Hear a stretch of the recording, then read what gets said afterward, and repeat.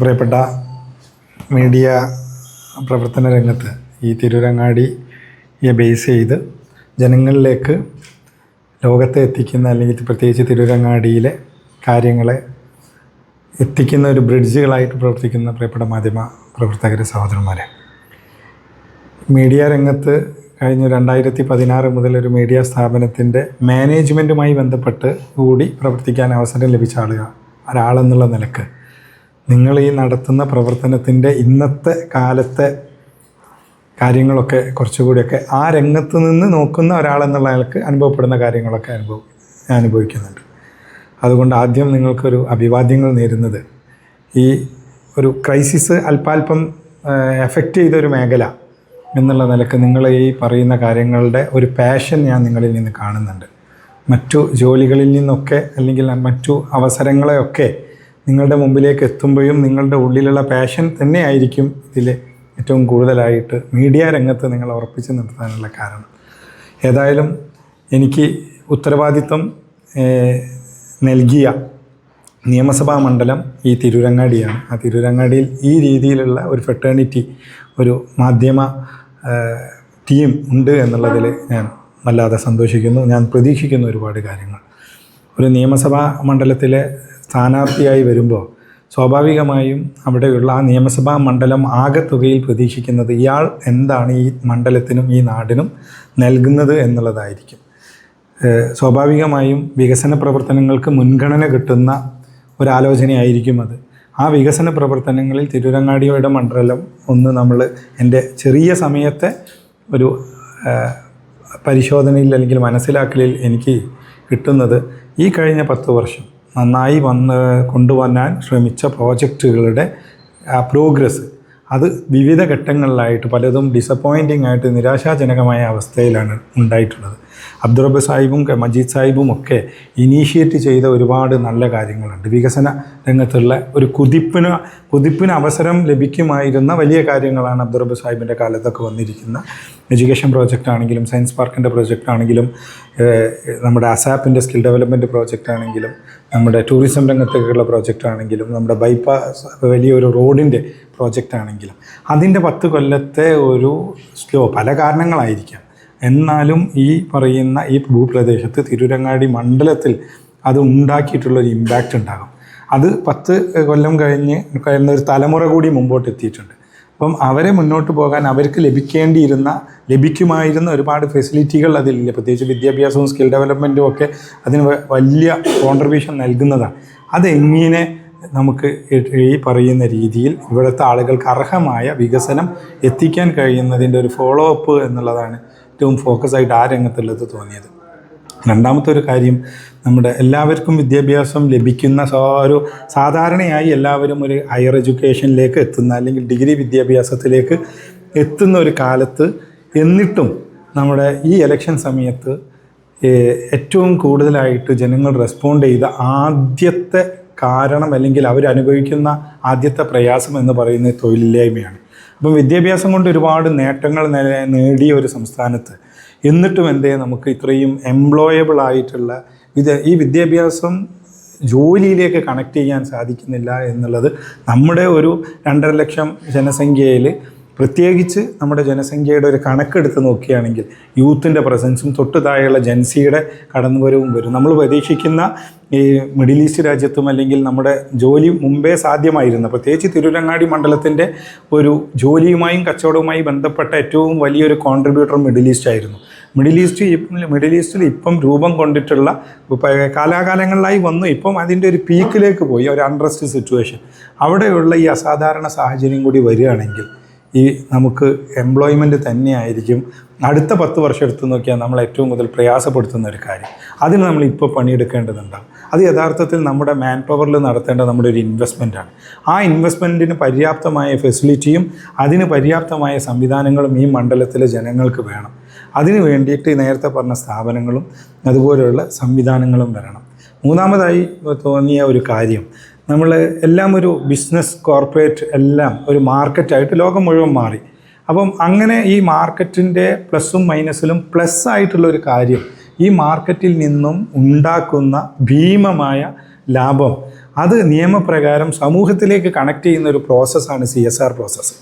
So corporate social responsibility നിയമപരമായി ഇന്ത്യയിൽ നിലനിൽക്കുന്ന ഒരു സമയത്ത് ഈ പറയുന്ന സ്ഥലത്തേക്ക് അല്ലെങ്കിൽ ഓരോ പ്രദേശത്തേക്കും അതിനർഹമായ ഒരു കോൺട്രിബ്യൂഷൻ എത്തിക്കാൻ നമുക്ക് സാധിക്കണം. പ്രത്യേകിച്ച് തിരൂരങ്ങാടി നമ്മൾ എടുത്തു നോക്കി എല്ലാവരും ഒരാൾ മറ്റുള്ളവനെ സഹായിക്കാൻ ഒരു പ്രയാസമോ എന്തെങ്കിലും തരത്തിലുള്ള ഒരു എതിർപ്പോ ഒന്നുമില്ല. പകരം നല്ല ഇഷ്ടവും ആഗ്രഹവുമാണ് എല്ലാവരും പരസ്പരം സഹായിക്കാൻ. അതിനുള്ള ഒരുപാട് അല്ലെങ്കിൽ ഈ പറയുന്ന മിഡിൽ ഈസ്റ്റ് ഇവരുമായി കണക്ട് ചെയ്ത മറ്റു സമീപ സ്ഥലങ്ങളോ അല്ലെങ്കിൽ ആളുകളോ ആയിരിക്കും. പക്ഷെ അതിന് വലിയ ആയുസ് ഒരു പക്ഷെ ഉണ്ടാവില്ല. കാരണം ഒരു ഭാഗത്ത് സാമ്പത്തിക ലോകം ഇങ്ങനെ ചുരുങ്ങിയും പ്രയാസങ്ങളുമായി വരുമ്പോൾ ആ സാധാരണ ആളുകളിൽ നിന്നുള്ള ഒരു ഫണ്ടിങ് കൊണ്ട് ഇത്തരത്തിലുള്ള ഇനീഷ്യേറ്റീവിന് പോകാൻ കഴിയില്ല. പകരം ഈ പണമെല്ലാം കൂടി പോകുന്നത് ഈ കോർപ്പറേറ്റിലേക്കാണ്.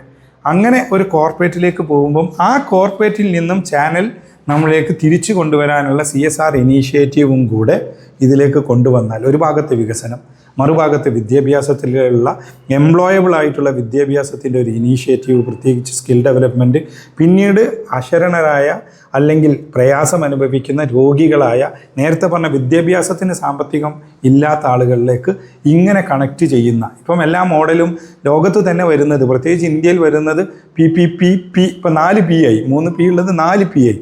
ആ മോഡലിലൊക്കെ ഒരു പീപ്പിൾ പാർട്ടിസിപ്പേഷൻ ഉണ്ടാവും. അതുപോലെ തന്നെയാണ് ഈ കോർപ്പറേറ്റ് പാർട്ടിസിപ്പേഷൻ സമൂഹത്തിൻ്റെ ഉന്നമനത്തിന് വേണ്ടി ചെയ്യുക എന്നുള്ളത്.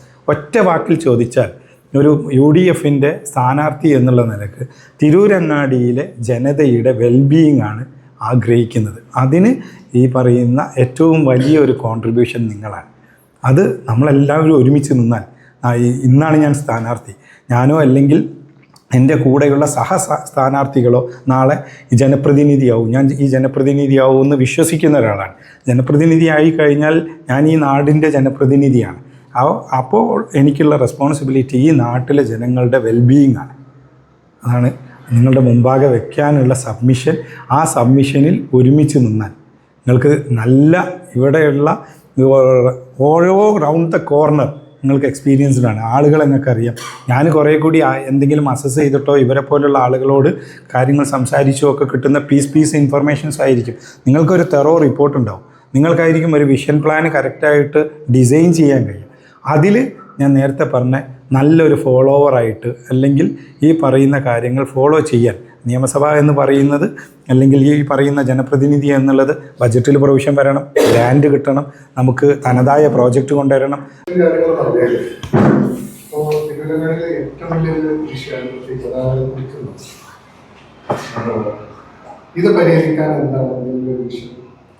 ഗതാഗതക്കുരുക്ക് എല്ലാ സ്ഥലങ്ങളിലും ഉള്ളതുപോലെ റോഡാവുന്നതിനേക്കാളും വലിയ വണ്ടികളും മറ്റ് കാര്യങ്ങളും ആയിട്ടാവും. അപ്പോൾ അതുകൊണ്ട് അതൊരു പഠിച്ചിട്ടൊരു മാസ്റ്റർ പ്ലാന് അല്ലെങ്കിൽ കൃത്യമായി പഠിക്കാതെ അതിലൊരു കമൻറ്റ് നടത്തുന്നത് ചിലപ്പോൾ അത് ഫ്രൂട്ട്ഫുൾ ആവില്ല. ഫലപ്രദമായിട്ട് അത് വരണമെങ്കിൽ അതിന് ഒരുപാട് സൈഡ് ഉണ്ടല്ലോ. എങ്ങനെ ഈ പറയുന്ന കാര്യം ഗതാഗതക്കുരുക്ക് മാറാൻ എങ്ങനെയാണ് അത് ഒരു പെർമനൻ്റ് ആയിട്ടുള്ളൊരു സൊല്യൂഷൻ അല്ലെങ്കിൽ അതുകൊണ്ട് വലിയ കാര്യമൊന്നും ഉണ്ടാവില്ല. കാരണം നമ്മുടെ സമൂഹം എന്ന് പറയുന്നത്, നമ്മുടെ ഒരു അങ്ങാടി എന്ന് പറയുന്നത് ട്രേഡേഴ്സും ടാക്സിയും എല്ലാം കൂടിയ ഒരു തിരക്കാണ്. അങ്ങാടി എന്ന് പറയുന്നതിൻ്റെ ഒരു ഡെഫിനിഷൻ തന്നെ തിരക്കാണല്ലോ. അപ്പം ഇതിനെ എങ്ങനെയാണ് ഒരുപാട് സ്റ്റേക്ക് ഹോൾഡേഴ്സ് ഉണ്ടാവും അതിൽ. അപ്പം ഈ പറയുന്ന ഗതാഗതക്കുരുക്ക് മൂവ് ചെയ്യാൻ കുരുക്ക് അനുഭവിച്ചുകൊണ്ട് അത് ASഉം TSഉം ആവുന്നതിൻ്റെ ഇടയിൽ കരുതി കൂട്ടിയിട്ട് ഈ പറയുന്ന പ്രോജക്റ്റുകളെ നേരം വൈകിക്കാൻ വേണ്ടിയിട്ട് അത് നമ്മളിപ്പം കഴിഞ്ഞ പഞ്ചായത്ത് ഇലക്ഷനുകളിൽ കണ്ടാണല്ലോ. പഞ്ചായത്തിന് അർഹമായി നിയമപ്രകാരം ലഭിക്കേണ്ട ഫണ്ടുകളാണ് തിരിച്ചെടുത്തത്. അതുപോലെ ഈ പറയുന്ന ഗവൺമെൻറ് അവസാനം എങ്ങനെയെങ്കിലും അധികാരത്തിലേക്ക് വരിക എന്നുള്ളതിൻ്റെ ഒരു പ്രയോറിറ്റി വെച്ച് ബാക്കി എല്ലാത്തിനെയും പേപ്പറിൽ വെക്കുക. പ്രഖ്യാപനങ്ങളും ഉദ്ഘാടനവും ഈ പ്രോജക്റ്റ് ഉദ്ഘാടനവും പാതി വഴിയിൽ കംപ്ലീറ്റ് ചെയ്ത പ്രോജക്റ്റുകൾ ഉദ്ഘാടനം ചെയ്യുക. ആ ഒരു ഫോക്കസിൽ നിന്ന് മാറിയിട്ട് ഒരു മണ്ഡലം, ഇങ്ങനത്തെ 140 മണ്ഡലം ഉണ്ടല്ലോ, 140 മണ്ഡലങ്ങളുടെ മിക്ക മണ്ഡലങ്ങൾ പ്രത്യേകിച്ച് പ്രതിപക്ഷ റെപ്രസെൻറ്റേഷനുള്ള മണ്ഡലങ്ങളിലൊക്കെ ഈ സ്ഥിതിയുണ്ട്. അപ്പം അത് ഫോളോ അപ്പ് ചെയ്യണം. ഇപ്പോൾ ഈ പറയുന്ന ഗതാഗതക്കുരുക്ക് ഇവിടെ ഒരു പ്രയോറിറ്റി ഇഷ്യൂ ആണ്. അത്തരത്തിലുള്ള ആ ഒരു പ്രയോറിറ്റി കണക്കാക്കി ഈ പറയുന്നതോടൊപ്പം തനത് പദ്ധതിക്ക് രൂപം നൽകാൻ ആകെയുള്ളത് 5 കൊല്ലമാണല്ലോ. ആ 5 കൊല്ലത്തേക്ക് ഒരു പദ്ധതി കേരളത്തിൽ സാധാരണയായി തീരാനെടുക്കുന്ന ഒരു മിനിമം സമയമുണ്ട്. അതുകൊണ്ട് സമയം ഒരിക്കലും നഷ്ടപ്പെടുത്താതെ വരേണ്ടത് സ്ലോ ആയത് കൊണ്ടുവരാനും ആരംഭിക്കേണ്ടത് പെട്ടെന്ന് ആരംഭിക്കാനും വേണ്ടി ശ്രമിക്കും. ബിസിനസ് വരാൻ ചമ്മാടപട്ടണത്തിലെ ബിസിനസ് വരുന്നതിന് ഇവിടുന്ന് എല്ലാം ഇവിടുന്ന് മൈഗ്രേഷനാണ്. കാരണം തിരൂരിന്റെ വളർച്ച യഥാർത്ഥത്തിൽ ഉണ്ടായത് ചമ്മാടപട്ടണത്തിന്റെ പഴയ കാലത്ത് പറയാൻ ഗൾഫ് മാർക്കറ്റ് എന്ന സാധനം ഉണ്ടായിരുന്നു. അതിന്റെ മൈഗ്രേഷൻ ഉണ്ടായത് ഇവിടുത്തെ ട്രാൻസ്പോർട്ടേഷന്റെ ഈ ഒരു ഇന്നത്തെ MLA ഒരു പദ്ധതി പറഞ്ഞു മേൽപ്പാലത്തിനെ പറ്റി. അത് ഇന്നും പ്രാദേശികപരമായിട്ട് ഒരു ട്രോളിന്റെ ഒരു സാഹചര്യം നിലനിന്നുകൊണ്ടിരിക്കുന്നു. അപ്പൊ അത്തരത്തിലെ കാര്യങ്ങൾ നിങ്ങളുടെ പാർട്ടി അതിന് നിങ്ങളായിട്ട് കൺവേ ഉണ്ടായിരുന്നോ, കമ്മ്യൂണിക്കേഷൻ ഉണ്ടായിരുന്നോ എന്നുള്ളത് ഗൗരവമായിട്ട് അതിൽ ഇടപെടണമെന്നും അത് ഇവിടുത്തെ ഒരു ലീഡിങ് ഇപ്പോഴുള്ളൊരു ഡിമാൻഡാണ് എന്നുള്ളതും കൃത്യമായി പാർട്ടി നിർദ്ദേശം തന്നിട്ടുണ്ട്. അപ്പം അങ്ങനെ താങ്കൾ പറഞ്ഞ പോലെ ഈ ഒരാൾ ഷോപ്പിങ്ങിന് വരണമെങ്കിൽ അയാളല്ല വരുന്നത്, ഒരു വാഹനമാണ് വരുന്നത്. വല്ലാത്തൊരു ഷോപ്പിംഗ് നമുക്ക് കാണാൻ കഴിയില്ല. അതുകൊണ്ട് ഇവിടുത്തെ ബിസിനസ് കൊണ്ടെങ്കിൽ ഈ ഫെസിലിറ്റി മാറണം. അല്ലെങ്കിൽ നമുക്ക് ഇതിൻ്റെ ഒരു ഇമ്പാക്റ്റ് ഈ വീടുകളിലേക്കാണ് എത്തുക. ആ വീടുകൾ കൂടിയതാണല്ലോ നമ്മുടെ തിരുവങ്ങാടി മണ്ഡലം, ചെറുതാവൂല അതിൻ്റെ ഒരു പ്രശ്നം. കമ്പാരിസൺ ഇത് തിരൂർ എന്നുള്ളതിനെ പറ്റി ഇവിടെ നോക്കുകയാണെങ്കിൽ തിരൂരങ്ങാടി ഒരു ടൂറിസം, അതായത് ഫാമിലികൾക്ക് ഒരു ഗാദറിങ്, ബിസിനസിന്റെ ആളുകൾക്ക് ഗാദറിങ്, അതൊന്നും പബ്ലിക് സെക്ടറിലില്ല. ഒരു ടൗൺ ഹാൾ ഇപ്പൊ ഉണ്ടായിരുന്ന തിരൂരങ്ങാടി ഉണ്ടായിരുന്നത് ഒരു ഹാൾ ഉണ്ടായിരുന്നു. അത് നേരെ പഞ്ചായത്ത് ഇടപെട്ടിട്ട് KCB കൊടുത്തിരിക്കുക വാടക. അത്തരം ഒരു ഗാദറിങ് ഫെസിലിറ്റി ഇവിടുത്തെ ഓണ്ടർപ്രണേഴ്സിനോ അതുപോലെ തന്നെ സ്റ്റുഡൻസിനോ പബ്ലിക്കിനോ ഉണ്ട്. ഫാമിലികൾ മൊത്തം പോകുന്നത് ഇതര ജില്ലകളിലൊക്കെ, കോഴിക്കോട് പോലത്തുള്ള ജില്ലകളിൽ. ഒരു പരപ്പനങ്ങാടി നമ്മുടെ കോൺസ്റ്റിറ്റ്യുവൻസിൽ ഉണ്ടെങ്കിൽ പോലും പക്ഷെ അത് ഫലപ്രദമായിട്ട് ഉപയോഗപ്പെടുത്താൻ കഴിയുന്നത് തിരുവനങ്ങാടി മുനിസിപ്പാലിറ്റി കാരണം. പക്ഷെ ഇവിടെ അത്ര ഒരു ഫെസിലിറ്റി ഇവിടെ ഇല്ല. പാടശേഖരങ്ങൾ അതുപോലെ തന്നെ മറ്റുള്ള റിവർ സൈഡുകളൊക്കെ ഇവിടെ ഉണ്ട്. പുരാ പദ്ധതി എന്ന് പറഞ്ഞ സംവിധാനം ഉണ്ടായിരുന്നു. അതിൽ വലിയൊരു ടൂറിസം പദ്ധതി ഉണ്ടായിരുന്നു.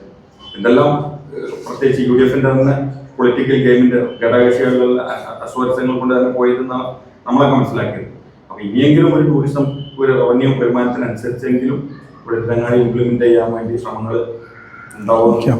ടൂറിസം പദ്ധതിയിൽ കാര്യമായിട്ട് അതാണ്. പക്ഷേ ഈ കഴിഞ്ഞ 5 കൊല്ലം എടുത്തു നോക്കുകയാണെങ്കിൽ ടൂറിസം പദ്ധതി ആകെ ഒരു ബ്രാൻഡ് പ്രൊമോഷന് വേണ്ടി മാത്രം ഉപയോഗിച്ചൊരു ഡിപ്പാർട്ട്മെൻറ്റാണ്.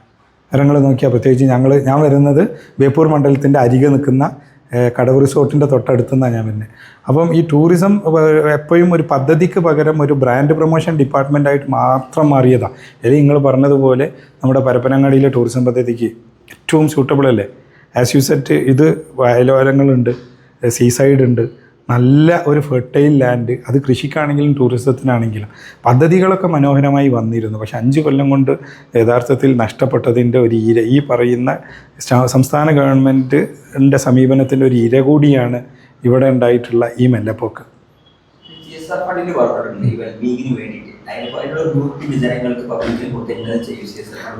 ഇൻഫ്രാസ്ട്രക്ചർ പുറമെ, അടിസ്ഥാന സൗകര്യങ്ങൾ പുറമെ, റോഡ് പാലത്തിന് പുറമെ എഡ്യൂക്കേഷനും ആരോഗ്യമൊക്കെ പുറമെ അതിന് ജനങ്ങൾക്ക് ഇന്ന CSR ഫണ്ട് ഉപയോഗിച്ചിട്ട് ഇന്ന കാര്യങ്ങൾ PSC കോച്ചിങ് സെന്റർ അല്ലെങ്കിൽ വേറെ സിവിൽ സർവീസ് അക്കാദമി അല്ലെങ്കിൽ അങ്ങനത്തെ എന്തെങ്കിലുമൊക്കെ പദ്ധതികൾ പബ്ലിക്കിന് മുന്നിൽ അനൗൺസ് ചെയ്യാനുണ്ടോ? അല്ലെങ്കിൽ പഠിച്ചിട്ട് ഒരു ഗ്രൂപ്പിൽ ഉണ്ടാക്കിയിട്ടുണ്ടോ? CSR ഫണ്ടിൻ്റെ ഒരു പ്രോസസ്സിൽ ഇൻവോൾവ് ചെയ്യുന്ന അതിലുള്ള ഒരാൾ എന്നുള്ള നിലക്ക് ഞാനിവിടെ സ്വാഭാവികമായി മത്സരിക്കുമ്പം നമ്മൾ കണക്ട് ചെയ്ത അത്തരം ആളുകൾ പറയും. അവർ 1-2 കോർപ്പറേറ്റുകൾ ഓഫർ ചെയ്തത് എങ്ങനെയാണ് തിരുവരങ്ങാടി മണ്ഡലത്തിൽ CSRന് ഏറ്റവും എലിജിബിൾ ആയിട്ടുള്ള പോർട്ട്ഫോളിയോയിൽ ഏതിലാണ് ചിലവഴിക്കുക, അതിലാണ്. ഇപ്പോൾ സ്വാഭാവികമായി അത് രണ്ടാണല്ലോ CSRൽ ഏറ്റവും പ്രയോറിറ്റി കൊടുക്കേണ്ടത്. ഹൗസിംഗ് അത്ര പ്രയോറിറ്റിക്ക് സാധ്യതയില്ല ഇന്നത്തെ കാലത്ത്. ഈ മണ്ഡലത്തിൻ്റെ സ്ഥിതി എന്താണ് എന്നുള്ളത് നോക്കിയിട്ട് വിദ്യാഭ്യാസം എന്ന് പറയുന്നത് CSRൻ്റെ യഥാർത്ഥത്തിൽ ഒരു ഇൻവെസ്റ്റ്മെൻറ്റ് തന്നെയാണ്. അപ്പം അങ്ങനെയുള്ള ഒരു പദ്ധതി ഇവിടെ തയ്യാറാക്കിയാൽ CSR ഒരു ബുദ്ധിമുട്ടില്ല എന്ന് നടത്താൻ പറ്റും. നമ്മൾ മുണ്ടക്കൈ ചൂരൽമലയിൽ അത് എക്സ്പീരിയൻസ് ചെയ്തതാണ്. മുണ്ടക്കൈ ചൂരൽമലയിലെ വിദ്യാഭ്യാസ പദ്ധതിയിൽ അന്ന് അവിടെ മരണപ്പെട്ട ആളുകളുടെ മക്കൾക്ക് എവിടെയാണോ വിദ്യാഭ്യാസത്തിൻ്റെ പോയിന്റിൽ അവർ നിന്ന് പോയത് അവിടെ നിന്ന് ഇപ്പോഴും അവർ പഠിക്കുന്ന ഒരു CSR ഇനീഷ്യേറ്റീവ് ഇപ്പോൾ ഞങ്ങൾ നടത്തുന്നുണ്ട്. ഇവിടെ തന്നെയുള്ള കേരളയിലെ തന്നെ ഒരു എലിജിബിൾ CSR കമ്പനിക്ക് വേണ്ടി അവർ എവിടെയാണോ എത്രയാണോ ആ ഫീ അന്ന് മുതൽ ഈ പറയുന്ന കമ്പനി കൊടുക്കും. നേരത്തെ 20,000-30,000 ലാസ്റ്റ് മത്സരിച്ച സമയത്ത് 5,000-ൽ പരം വോട്ടിന് ഭൂരിപക്ഷത്തിലാണ് ജയിച്ചത്. അതുപോലെ തന്നെ പിന്നീട് KPR പറ്റിയത് അവർ 9,000-ൽ പരം വോട്ടിന്റെ ഭൂരിപക്ഷത്തിലാണ് വിജയിച്ചിട്ടുള്ളത്. അതിന് മറികടക്കാൻ എന്തെങ്കിലും പ്രത്യേകിച്ച് മാജിക് എൻ്റെ കയ്യിലല്ല ഇതിൽ മാജിക് ഉള്ളത്, ഇവിടുത്തെ വോട്ടേഴ്സിൻ്റെ കയ്യിലുള്ളത്. കാരണം ലാസ്റ്റ് നടന്ന 2 ഇലക്ഷൻ, LSDD ഇലക്ഷനും പാർലമെൻറ്റ് ഇലക്ഷനും, ആ 2 കണക്കാണല്ലോ നമ്മൾ ഏറ്റവും ലേറ്റസ്റ്റ് ആയിട്ട് റെഫർ ചെയ്യേണ്ടത്. അത് രണ്ടും അതിൻ്റെയൊക്കെ മടങ്ങ് മൾട്ടിപ്പിൾസിലാണ് വന്നത്. ഇവിടെ ജനങ്ങൾ കാത്തിരിക്കുക, ജനങ്ങൾ എന്ന് പറഞ്ഞാൽ എല്ലാ ആളുകളും കാത്തിരിക്കുകയാണ് ഇതൊന്ന് മാറണമെന്നുള്ളത്. കാരണം ആളുകളെല്ലാം അപ്ഡേറ്റഡ് അല്ലേ, മീഡിയയിലുള്ള ആളുകൾക്ക് നിങ്ങൾക്കത് കറക്റ്റായിട്ട് അറിയുന്നതല്ലേ. ഫാക്ട് ചെക്ക് എന്നൊക്കെ പറഞ്ഞാൽ റിയൽ ടൈം പ്രോസസ്സാണ്. അപ്പോൾ അതുകൊണ്ട് ആളുകൾ കാത്തിരിക്കുകയാണ്. ആ UDFൻ്റെ വിജയമെന്നല്ല, ഈ കേരള ജനതയുടെ വിജയമാണ് UDF ഭരണത്തിലേക്ക് എത്തുന്നതിൻ്റെ മൂവ്മെൻറ്റിൻ്റെ ഏറ്റവും പ്രധാന കാരണം. താലൂക്ക് ആശുപത്രി ശരിക്കും ജില്ലാ ആശുപത്രിയായിട്ട് മാറേണ്ട സമയത്ത് കഴിഞ്ഞു. ഇതിന് എന്തായാലും വരേണ്ട, ഈ ഹെൽത്ത് കെയറിൽ വരേണ്ട ഏറ്റവും വലിയ കാര്യം അതാണ്. അന്നേരം നമ്മൾ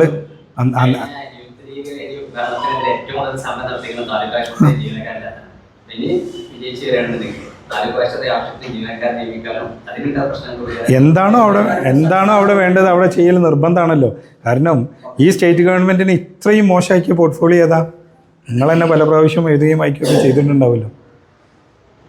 ഹെൽത്ത് കെയർ ആണ്.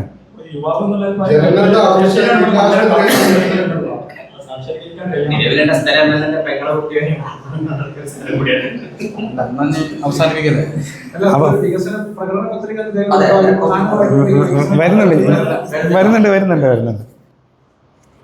അപ്പം ഏതായാലും വളരെ സന്തോഷം. നമ്മൾ ഇതൊരു തുടക്കമാണ്. കുറേ കാര്യങ്ങൾ എന്നെക്കാളും നന്നായിട്ട് ഈ കാര്യമൊക്കെ ഭംഗിയായിട്ട് പറയാനും ഗൈഡ് ചെയ്യാനും പറ്റുന്ന റിസോഴ്സാണ് നിങ്ങൾ. അപ്പം ആ അഡ്വൈസ് എല്ലാ സമയത്തും കൃത്യമായിട്ട് തരണം. ഈ ഒരു ബന്ധം നിലനിൽക്കണം. എന്ത് പോരായ്മകളുണ്ടെങ്കിലും നിങ്ങൾ പറഞ്ഞു തരണം. നിങ്ങൾ പറഞ്ഞ പോലെ ഞാൻ പാർലമെൻ്ററി രംഗത്തെ കന്നിക്കാരനാണ്. ആകെ ഉള്ളത് എന്താ വെച്ചാൽ ഇത് പൊതുപ്രവർത്തനത്തിന് വേണ്ടി തീരുമാനിച്ചിട്ട് ഇറങ്ങിയ ഒരാളാണ് ഞാൻ. അപ്പം അതിന് നിങ്ങളുടെ എല്ലാ പിന്തുണയും വേണം.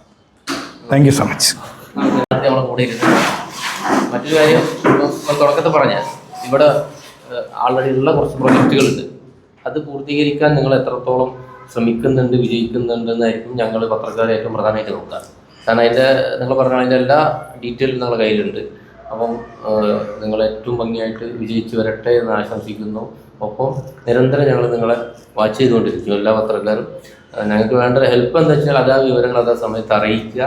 ഞങ്ങൾ ഫോൺ വിളിക്കുമ്പോൾ അറ്റൻഡ് ചെയ്യുക, അല്ലെങ്കിൽ തിരിച്ച് വിളിക്കുക എന്നുള്ള ഒരു സംഭവം മാത്രമേ ഉള്ളൂ. പിന്നെ എല്ലാവരും തിരഞ്ഞെടുക്കാരും തന്നെയാണ്. അപ്പം ഞങ്ങൾക്ക് കുറേ കാലമായിട്ട് ഇവിടെ കുറച്ച് പ്രായമുള്ള ജനപ്രതിനിധികളാണ്. അപ്പം അതിൽ നിന്ന് വ്യത്യസ്തമായിട്ടൊരു ചെറുപ്പക്കാരൻ വന്നൊരു സന്തോഷം ഞങ്ങൾക്കുണ്ട്.